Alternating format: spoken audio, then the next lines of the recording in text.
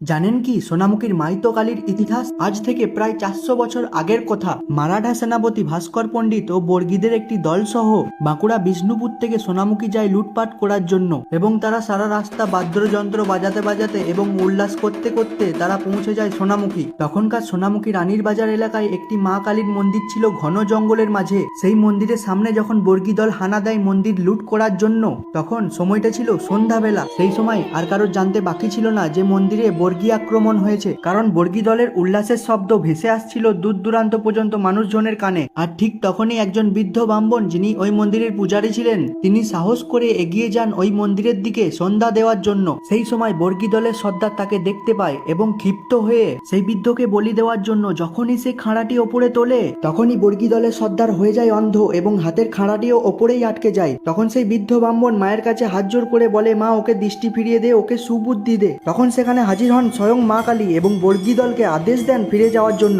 মা কালীর দর্শন পেয়ে বর্গী দলের সম্রাট ভাস্কর পণ্ডিত হঠাৎ করে হিন্দি ভাষাতে বলে ওঠে, মাই তো কালী হ্যাঁ, মাই তো কালী হ্যাঁ, মাই তো কালী হ্যাঁ। এই বলে ভাস্কর পণ্ডিত ও তার বর্গী দল সোনামুখীর রানীর বাজার এলাকা ছেড়ে পালাতে থাকে। ঠিক তখন থেকেই এই কালীর নাম হয়ে ওঠে মাই তো কালী।